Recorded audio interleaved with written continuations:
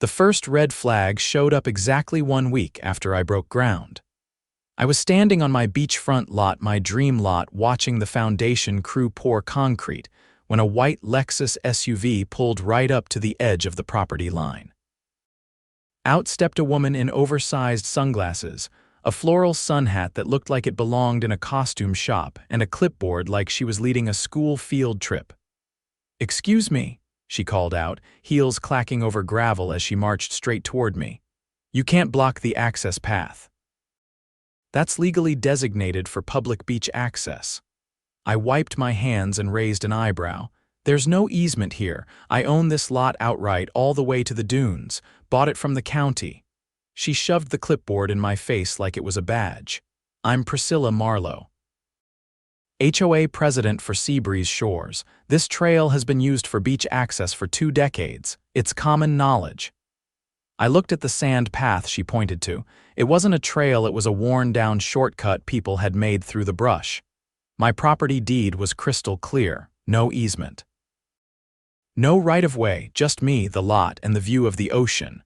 "Sorry, Priscilla, common knowledge isn't a legal claim. This is private property now." Her lips twisted like I'd insulted her ancestors. "You'll be hearing from the board." I didn't even bother replying. I walked back to the crew and told them to keep going. I figured it was just some entitled HOA president trying to puff her chest. I had no idea what was coming. By the next morning, orange spray paint had shown up along the edge of my lot, marking a proposed public corridor. A handwritten sign staked into the ground read, "Future Access Path, Seabreeze Shores HOA." No one had asked permission. No one had notified me. I yanked the stake out and tossed it in the trash.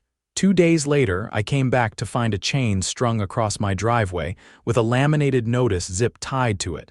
"Cease construction until public access dispute is resolved." It was signed again by Priscilla Marlowe. I called the sheriff. He came out, took one look, and shook his head. "They got no legal authority to block you. This is a civil matter, but I'll file the report." He helped me cut the chain, but the damage was done. The construction crew had already packed up for the week, spooked by the drama. I lost 4 days of work and had to pay them a premium to reschedule. That night, I started digging into Priscilla and the HOA. Turns out, Seabreeze Shores HOA had been trying to get a public beach access point for years. Their main access path had washed out in a storm 5 years ago, and the county refused to fund a new one. Their solution: hijack private lots using historical use claims and pressure tactics. They tried it on a retired vet 2 streets over. He hadn't had the stomach for a legal fight and sold the land cheap. They picked the wrong guy this time. I'm Tobias Zane. I'm a civil engineer, and I've spent the last 15 years working with zoning boards, code enforcement, and surveyors. I know the playbook, and I was about to burn theirs to the ground. The first official letter arrived in a cream envelope with a gold-embossed return address from the Seabreeze Shores HOA.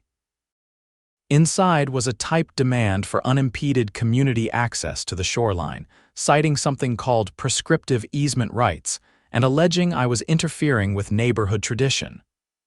The language was polished, but the threat was clear: cave or we'll bury you in paperwork. I brought the letter to my attorney, a quiet, no-nonsense guy named Marcus who specialized in property disputes. He read it once, then tossed it on his desk like it was junk mail. "They're fishing," he said. "Prescriptive easement only works if no one ever challenged it. Your title's clean. No easement recorded, no lawsuit filed before your purchase, no continuous open access under claim of right. They've got nothing but desperation." I nodded. "So what do I do?" "Start documenting everything. Photos, timestamps, trespassers, interactions. If they want a legal war, we'll give them one." That same afternoon, I installed motion-activated cameras along the perimeter, one facing the path they kept trying to revive.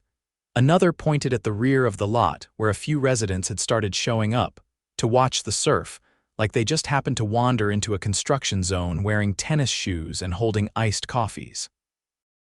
The cameras paid off faster than I expected. That Friday at exactly 7:30 in the morning, one of the construction workers called me. "Boss, we got a situation. Someone spray painted the equipment, again, and the porta-johns tipped over." I pulled up the footage. A group of 3 teenagers, none over 17, had walked straight onto the property at 2 in the morning, carrying backpacks. They tagged the backhoe, flipped the portable toilet, and vanished toward the HOA side of the community. I turned the footage over to the county deputy, who recognized one of the kids immediately. His mother was on the HOA board. That opened the floodgates. The sheriff's office sent out a deputy to take statements. The mother tried to downplay it, calling it harmless mischief, but the deputy wasn't buying it. Property damage, trespassing, and vandalism weren't misdemeanor pranks. They were charges, especially when it involved commercial equipment and a construction site. Meanwhile, I filed an injunction against the HOA to prevent further interference. Marcus drafted it in a single afternoon. The judge signed off within 3 days. Legally, they were barred from making any physical alterations, posting signs, or stepping foot on my property. But Priscilla wasn't done. The following week, I received a certified letter from the County Code Enforcement Office. It claimed that my build site violated coastal vegetation preservation ordinances and demanded an immediate halt to construction pending review. I drove straight to the county office and asked for the report. The clerk, a kind woman with frizzy hair and a Diet Coke habit, handed it over with an apologetic glance. "The complaint was submitted anonymously," she said. "But it does reference drone footage and claims of dune grass destruction." I flipped through the photos. Aerial shots, clearly taken by a drone, focused on the edges of my lot where the brush had been cleared before the concrete pour. The problem? That brush wasn't dune grass. It was invasive ice plant. The county had classified it as non-native and encouraged removal. I asked to speak with the coastal inspector, a guy named Darren who'd been working the district for over a decade. We met the next day on the lot. He checked the flagged area, compared it to his field manual, and laughed under his breath. "This is ice plant," he said, crouching to snap a photo. "If anything, you did us a favor. I'll clear this in my report." That should have been the end of it. It wasn't. 1 week later, I caught Priscilla herself on camera. She was standing just beyond the property line, pointing something toward my house in progress. When I zoomed in on the footage, I saw the device, a laser rangefinder. She was measuring distances. I confronted her the next day when I saw her parked near the cul-de-sac, scribbling into the clipboard again. "Lose something?" I asked, stepping between her and the lot, her eyes narrowed. "Just verifying the setback compliance. Someone has to keep the neighborhood standards in check. Not your neighborhood, not your standards, you're trespassing." "I'm on public property," she said, motioning to the street. "Sure you are," I said, holding up my phone, "which is why I'm recording this. And why the county now has a file on you, including the drone footage you submitted anonymously." She blinked, once, just long enough for the mask to slip. "You think you're clever," she said. "But we'll see what the Environmental Board has to say, or the Historical Society, or the media. People don't like it when outsiders come in and fence off the beach." So that was the angle. Public pressure. If she couldn't win legally, she'd stir up outrage. Paint me as the villain, the greedy outsider who blocked families from their sacred sand. I needed to flip the script fast. That weekend, I invited a few neighbors from the adjacent street, people unaffiliated with Seabreeze Shores, for a cookout.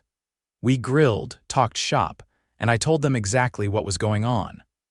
One of them, a local surf shop owner named Ali, nearly choked on his burger. "They've been trying to push access through here for years," he said. "Used to be old man Hal's place. They harassed him till he moved to Ocala, said they'd take care of the property, and then tried to turn it into a community boardwalk." Another neighbor, Maria, nodded. "They posted on Nextdoor claiming they had beachfront restoration plans, but they never got permits. Then they said the land was abandoned. I asked if they'd be willing to give statements. They agreed without hesitation." By Tuesday, Marcus had drafted a cease and desist backed by witness affidavits. We also filed a complaint with the County Ethics Board, citing abuse of zoning influence and harassment. The drone footage, Priscilla's unauthorized surveying, and the trespassing teens, all of it went in the packet. Then the real bomb dropped. Late Thursday afternoon, a deputy called me. "We executed a warrant on a drone registered to a Seabreeze Shores board member," he said. "Turns out it wasn't just your lot they were filming. They flew over 3 other properties. One of them had a minor sunbathing in the backyard. Parents are pressing charges." That pushed the investigation into criminal territory. By the following Monday, 2 HOA board members had resigned. The third lawyered up. Priscilla, she doubled down. Claimed she was being politically targeted and called a community meeting to rally support. I went, of course. The room was packed, maybe 50 people crammed into the Seabreeze Shores clubhouse. Priscilla stood at the front, framed by a giant printout of a beach access plan complete with little benches and native plantings. She launched into a speech about restoring community values and preserving generational access. When she opened the floor for questions, I raised my hand. "Tobias Zane," I said. "Owner of the Beachfront lot this whole thing's about." The room went quiet. "I have a copy of my property deed here. I also have photos, certified footage, and legal documents proving there's no easement, no right-of-way, and no historical claim to access through my land. What I do have is evidence of wiretapping drones, trespassing, vandalism, and surveillance." I held up a folder. "And I've filed a criminal complaint with the county, including witness statements from your own neighbors." Priscilla's face drained of color. She opened her mouth, but nothing came out. I turned to the crowd. "You want beach access? Petition the county for a new trail. I'm not your solution, and I'm not your victim." No one applauded, no one booed, they just stared. And slowly, people began to leave. By the end of the week, the HOA issued a public retraction of their access claim. The county closed the code enforcement case, and construction resumed without a single interruption. But I wasn't finished yet. 3 weeks passed without incident. The foundation cured, framing went up, and my crew began setting roof trusses by the time the next move came. I should have known Priscilla wouldn't go quietly. Losing face at the community meeting only galvanized her behind the scenes. But this time, she didn't come at me directly. No more letters. No more signs. What came next was uglier and far more dangerous. It started innocently enough. A county inspector named Saul Gentry stopped by the site late one morning. He was courteous, clipboard in hand, but asked to walk the perimeter for a routine stormwater compliance review. I wasn't worried. I'd already filed all the necessary drainage plans and had my erosion control in place. I walked with him, answering questions until he paused near the southeast corner. "Huh," he said, kneeling to examine a shallow trench. "You guys install this diversion channel?" I frowned. "No, that's been there since the pre-grading phase. It was natural runoff. We flagged it for fill before the pour." He tilted his head. "Because someone submitted a complaint claiming you excavated a graywater drainage line and redirected it toward the dunes. That would be a big violation." I stared at him. "A complaint from who?" He tapped the form on his clipboard. "Anonymous submission, but it included photos time-stamped. I didn't need to see them to know they were doctored. I offered to show him the site plans and every photo we'd taken during excavation. Saul agreed, following me to the trailer we'd set up for site management. I pulled out the binder and laid out the progression photos. He studied them in silence, flipping pages slowly. "This doesn't match the complaint," he said finally, "and your surveyor signed off. So we're good." He stood. "I'll file it closed, but watch your back. Someone's working hard to get you shut down." That night, I reviewed the footage from the week before. Sure enough, a man in a blue windbreaker had crept onto the property just past midnight.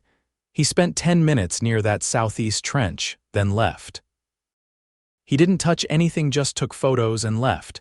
I couldn't make out his face, but the jacket had a stitched patch near the shoulder. HOA maintenance. I forwarded the clip to Marcus and he added it to the growing file. But the next move wasn't legal. It was criminal. 3 days later, my foreman called me just after dawn with a tone I hadn't heard before. "You need to get down here now. Someone sabotaged the site." When I arrived, the smell hit me first sharp, chemical, and unmistakable. Diesel. 2 5-gallon cans had been dumped over the pallet of insulation and into the exposed subfloor.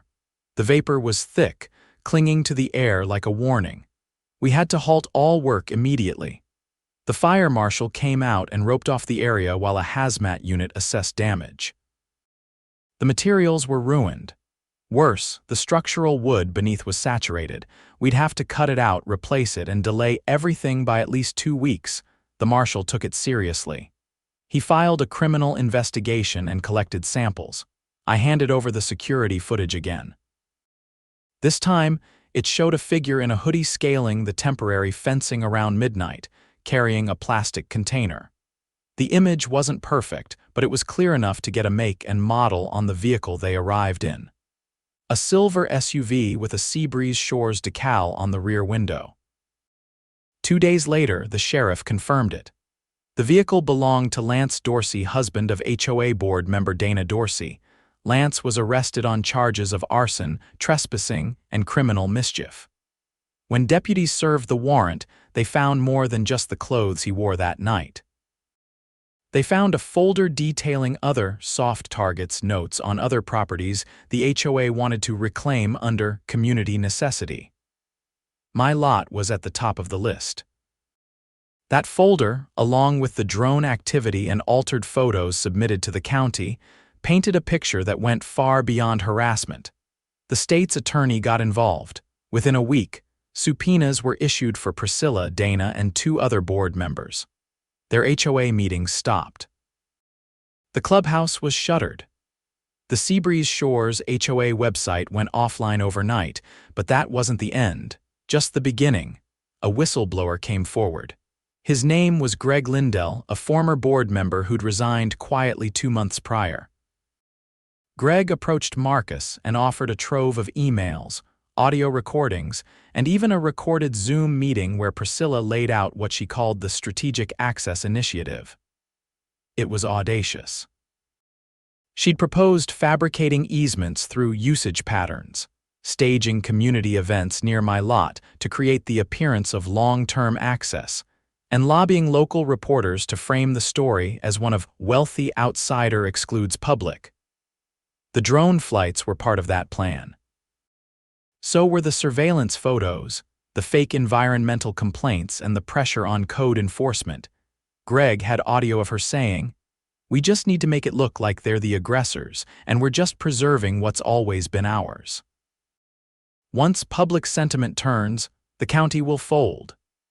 Instead, the county opened a formal probe into the HOA. The district attorney announced charges against Priscilla and Dana for conspiracy to commit property crime and filing false claims with county agencies. Lance's arson charge was upgraded to a felony. And the HOA, it was placed under temporary receivership by a court-appointed administrator. Still, my lot was a mess. Construction was on hold pending environmental clearance after the diesel spill. Insurance was slow to come through, and the hazmat cleanup stretched into the 2nd month. But neighbors kept showing up, not just to watch, but to help. Illy from the surf shop brought water and sandwiches to the crew. Maria helped circulate a petition calling for a full audit of the HOA's finances. Turns out, Priscilla had used community funds to pay for the drone equipment, the printing of access signs, and even a private investigator to dig into my background. The petition gained over 300 signatures in 5 days. The court-appointed HOA administrator, a retired municipal judge named Clara Wexley, held an emergency town hall. I went, more out of curiosity than anything else. She stood at the front of the room and laid it out, calm and firm. Seabreeze Shores HOA has violated its charter by engaging in activities beyond the scope of its authority. We are launching a full forensic audit of its expenditures and will be reviewing all board actions from the last 5 years. Someone from the back asked whether Priscilla could return. Clara didn't hesitate.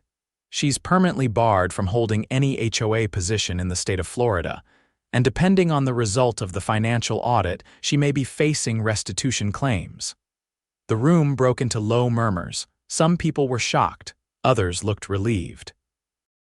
I just sat back, arms crossed, letting it all sink in. Later that evening, Marcus called with an update. "Looks like the DA wants to offer you a victim impact statement," he said. "They're pushing for the maximum on the conspiracy charges. Could help if you want to take civil action." I didn't answer right away. I was standing on the edge of the lot watching the waves roll in. The cleanup crew had just left. The land was quiet again. Not peaceful exactly, but getting there. "Let's file," I said finally. "I want every dime back. And I want that HOA charter rewritten. No more secret meetings. No more weaponized bureaucracy." Marcus chuckled. "Already drafting it." I turned back toward the framework of my future home. The roof was half done, but it was standing. And this time, no one was going to tear it down. They tried to claim my land with lies, pressure, and sabotage. Now they were the ones losing everything. The last nail in the HOA's coffin didn't come from a courtroom or a camera. It came from a ledger. 2 weeks after the audit began, Judge Clara Wexley summoned a closed-door meeting with a handful of homeowners, including me, and 3 newly appointed interim board members. It was held at the County Annex building, far from the gated community's poison clubhouse. The room was sterile, fluorescent lit, with a single fan humming above a circular table. Clara didn't waste time. Her voice was calm, but her words hit like falling bricks. "We've uncovered significant financial irregularities. The former HOA board redirected over $80,000 of community funds into private accounts, using a series of shell landscaping contracts and fictitious consulting fees." One of the interim board members, a retired IRS agent named Harold, pulled out a stack of color-coded spreadsheets. "These vendors don't exist," he said, tapping a column labeled Coastal Environmental Design. "Payments were laundered through a P.O. box in Delray registered to a dissolved LLC. That LLC shares a mailing address with Priscilla Marlowe's sister." Clara placed a hand on the folder in front of her. "We've referred everything to the state attorney's office. Charges will be expanded to include wire fraud, embezzlement, and conspiracy to defraud homeowners."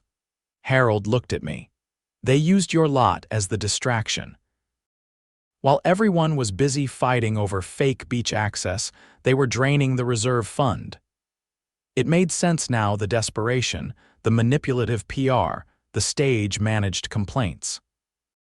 My lot had been nothing more than a smokescreen, a convenient wedge to rile up support while they siphoned off dues and buried it behind fake invoices. "They got sloppy," Clara said. "Didn't expect anyone to push back hard enough to look under the rug." Another interim board member, Angela, a retired school principal with a sharp gaze, leaned in. "We're notifying every homeowner about the misappropriation. Some may want to pursue civil claims. The board's insurance won't cover fraud, so the restitution will come from personal assets." I didn't say anything. I didn't need to.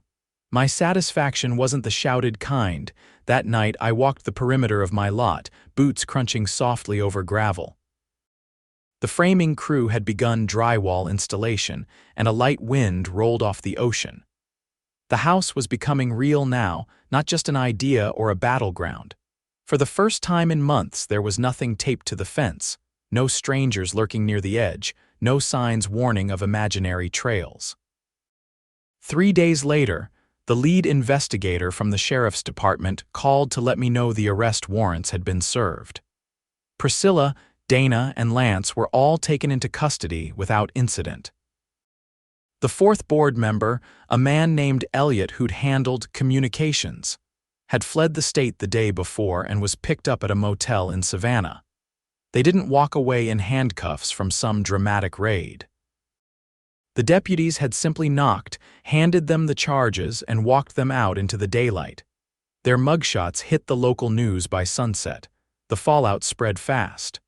Homeowners flooded the county's complaint line with demands for restitution. Several families who'd previously sided with the HOA began organizing a class action lawsuit. I wasn't part of it. I had my own case already in motion, and now it had teeth. Marcus filed an amended claim that week, listing economic damages, legal costs, and emotional distress. He had no trouble getting a court date. Judges were eager to move quickly now that the criminal charges were public.